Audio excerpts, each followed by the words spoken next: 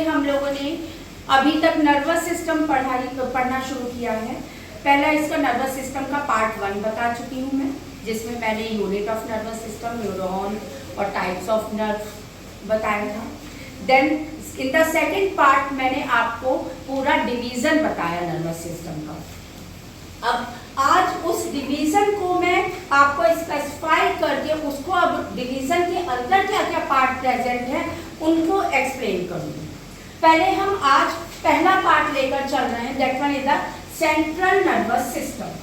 First one is the central nervous system. आज मैं central nervous system का division बेटा बता रही हूँ आपको वैसे पता है सीएनएस जो है ये 3 पार्ट्स में डिवाइड है, फोर ब्रेन, मिड ब्रेन और हाइंड ब्रेन। सबसे पहले हम पढ़ेंगे किसके बारे में, fore brain. Fore brain it is divided into the cerebrum, olfactory lobe and diencephalon, जिसमें cerebrum it is the largest part of the brain. Largest part of the brain भी कहते हैं बच्चों, और इसको हम सीट ऑफ इंटेलिजेंस भी बोलते हैं। Why cerebrum is known as seat of intelligence? Because it control all the voluntary actions. We have to say thinking, reasoning, learning, all these things has been controlled by the cerebrum. That's why it is known as the seat of intelligence. Second part देखते हैं, that one is the olfactory lobe. Olfactory lobe, it relates with the sense of smell. Sense of smell through the olfactory lobe. Now, third part, that one is the diencephalon. In some of the books आपको क्या given है, केवल cerebrum, olfactory lobe और सीधे फिर hypothalamus कर दिया गया है। लेकिन ये जो hypothalamus है ये diencephalon के अंदर आते हैं। बट आप अपनी बुक के हिसाब से चलिएगा बच्चों कि अगर आपको सीधे cerebrum, olfactory और hypothalamus दिया तो उसके अकॉर्डिंग करिएगा, बट करेक्ट डिवीजन ये है। Diencephalon, third part, it is covered superficially by cerebrum. A small lobe-like structure is be there or covered by cerebrum. It contains 2 parts, hypothalamus and thalamus. Hypothalamus, it controls the body temperature as well as control the functioning of pituitary gland. देखा जाए तो pituitary gland को हम master gland कहते हैं। क्यों कहते हैं master gland? Because it control the functioning of other endocrine glands. लेकिन उसकी भी फंक्शनिंग को कंट्रोल कौन कर रहा है? That one is the hypothalamus control कर रहा है। Next, thalamus also contained in it. It is the relay center of pain और pressure. That one is pain और प्रेशर किसके लिए बात करेंगे हम? That one is the impulses, तो impulses to cerebrum, pain and pressure impulses to cerebrum. So ये हमारा फोर ब्रेन का डिवीजन है, जिसमें फोर ब्रेन में बेटा ग्रूव्स प्रेजेंट होते हैं। या सेरिब्रम में या ब्रेन की बात करूं तो इसके ब्रेन के अंदर जो है you are able to get in that manner grooves are be there, गाइडी एंड ग्रूव्स बोलते हैं। व्हाई दीज गाइडी and grooves are be present? Because it increase the surface area of the brain. अब जब ब्रेन का surface area बढ़ेगा तो क्या होगा? Number of neurons has been accommodated. आपको पता है न्यूरॉन और नर्व सेल जो यूनिट है हमारी नर्वस सिस्टम की, वो नंबर ऑफ न्यूरॉन्स इसके अंदर ज्यादा से ज्यादा न्यूरॉन एकोमोडेट होंगे। एक चीज और बताऊंगी बच्चों, मिड ब्रेन तो आपको मालूम है फोर ब्रेन को हिंड ब्रेन से जोड़ेगा। यहाँ पर अब ये पूरा आप इसका स्क्रीनशॉट ले लो या नोट कर लो बच्चों। ये मैंने इधर इसीलिए साइड में खड़ी हो गई हूँ, नहीं तो कई बार बच्चे मेरे से कहते थे कि मैम आपका हैंड आ रहा था, ये तो दैट्स वाई मैं साइड में बिल्कुल हो गई हूँ कि you are able to take the screenshot और द पिक ऑफ दिस। ठीक है, नाउ मिड ब्रेन मैंने बताया ये जोड़ रहा है फोर ब्रेन को मिड ब्रेन से।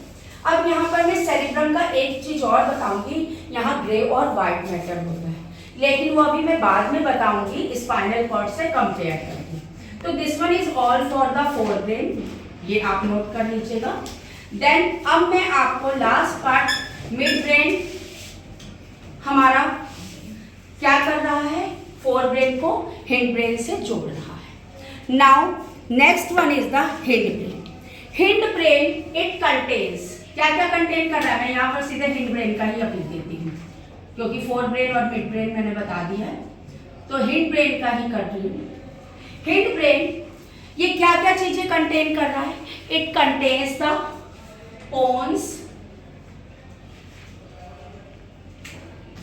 pons, cerebellum and medulla oblongata. अब ये तीन चीजें हमारी आ गई किसके अंदर? हिंड ब्रेन के अंदर, पोन्स, सेरिबेलम और मेडुला ऑब्लोंगेटा। सो अब हमने जब फोर ब्रेन पढ़ लिया, मिड ब्रेन पढ़ लिया, नाउ हिंड ब्रेन का part, firstly pons hind brain का पार्ट है। कहाँ लोकेशन? पहले लोकेशन आएगी बच्चों, तो लोकेशन क्या है? Located just below the cerebellum, cerebellum के नीचे ही प्रेजेंट है। And it carries impulses from medulla oblongata to forebrain, carries impulses from medulla oblongata to forebrain. And function क्या आ रहा है? और coordinate muscular movements on both sides. Cerebrum जो है, टू सेरिब्रल हेमिस्फीयर में हमारा ब्रेन डिवाइड होता है, तो it coordinate muscular movement on both sides. Second part hind brain का सेरिबेलम। सेरिबेलम हमने बताया था, वैसे सेरिब्रम लार्जेस्ट पार्ट ब्रेन का है, लेकिन लार्जेस्ट पार्ट हिंड ब्रेन की जब बात करेंगे बेटा वो है सेरिबेलम। ये लोकेटेड कहाँ है? Just below the cerebrum above the medulla oblongata। ये मैंने MO लिखा है ना, MO मतलब शॉर्ट कर दिया, ये it relates to the medulla oblongata, below the cerebrum but above the medulla oblongata।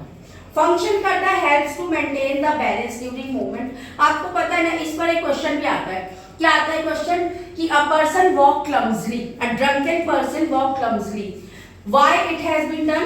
Because it cerebellum is not able to coordinate body movement। इस फंक्शन ही आपका ना बैलेंस ड्यूरिंग मूवमेंट, और जब सेरिबेलम ही नहीं वर्क कर पाएगा, कोऑर्डिनेट नहीं कर पाएगा बॉडी मूवमेंट को, that is the reason a drunken person walk clumsily. Third part medulla oblongata. Medulla oblongata it is long extend from pons to spinal cord and it control involuntary action. इसीलिए कहते हैं बच्चों कि अगर medulla oblongata damage हो गया तो हम भी चले जाएंगे ऊपर। जितना भी इनवॉलेंटरी एक्शन है, ब्रीदिंग, हार्ट बीटिंग, जो भी आपका है कार्डियक, तो ये सब जो है किसके थ्रू कंट्रोल हो रहा है? Respiration, all this has been controlled by the medulla oblongata. It control involuntary action, इसीलिए कहा जाता है अगर मेडुला ऑब्लोंगेटा डैमेज हो गया तो हम भी ऊपर गए। इसके बाद एक चीज मैं बताऊंगी बच्चों, उसी को खत्म करके यहाँ पर खत्म करूंगी। जब मैंने सेरिब्रम बताया था, तो सेरिब्रम में मैंने बताया था उसमें गायरी एंड ग्रूव्स होते हैं, और यहाँ पर सेरिब्रम के अंदर ही एक मैटर होता है, that one is known as the grey and white matter. Grey matter and white matter, इसका अरेंजमेंट पूछा जाता है बच्चों कि how the arrangement of grey and white matter in brain as well as या cerebrum as well as in spinal cord. Spinal cord पढ़ेंगे, लेकिन उसका इसमें देखेंगे जरूर कि क्या प्रेजेंट है। तो ध्यान रखना, ग्रे मैटर आउटर पार्ट जो है, outer portion of the brain cerebrum, it contains grey matter, ठीक है। And inner part contains white matter. अब जो चीज बाहर प्रेजेंट है बच्चे, तब न्यूरॉन का स्ट्रक्चर आप देखो अगर, तो पहले हमारा ये साइटोन प्रेजेंट है, तो बाहर वाले ग्रे मैटर में क्या प्रेजेंट होगा? साइटोन, कंटेन्स साइटोन और सेल बॉडी। जबकि जो इनर पार्ट है व्हाइट मैटर, ये कंटेन करेगा हमारा क्या? एक्सॉन। ये आप इसका देखिएगा, ये अरेंजमेंट आपका सेरिब्रम में भी पूछा जाता है, स्पाइनल कॉर्ड में। स्पाइनल कॉर्ड में जस्ट अपोजिट हो जाता है। जो इनर व्हाइट मैटर, अगर मैं स्पाइनल कॉर्ड की बात करूं, तो स्पाइनल कॉर्ड में आउटर व्हाइट मैटर होता है, लेकिन कंटेन बेटा वही करेगा क्या? Axon. And inner grey matter होगा, लेकिन कंटेन क्या करेगा, साइटोन। मीन्स जो वो कंटेन करता है वो चेंज नहीं होगा, केवल इसकी पोजीशन चेंज होगी। तो ये क्वेश्चन बहुत इंपॉर्टेंट है, कई बार पूछा जाता है आप लोगों से, arrangement of grey and white matter in cerebrum as well as in spinal cord. तो आज हम लोगों ने सेंट्रल नर्वस सिस्टम का डिवीजन पढ़ लिया है, इसको अच्छे से रिवाइज करिएगा। देन मिलेंगे नेक्स्ट टर्न पे, आगे हम लोग स्पाइनल कॉर्ड के बारे में भी पढ़ेंगे, क्योंकि ब्रेन और स्पाइनल कॉर्ड, तो ब्रेन का हमने डिवीजन पढ़ लिया, जिसको फोर ब्रेन, मिड ब्रेन और हिंड ब्रेन में किया। अब स्पाइनल कॉर्ड का कंटिन्यू करेंगे बेटा नेक्स्ट टर्न पे। So this one is all for today's class.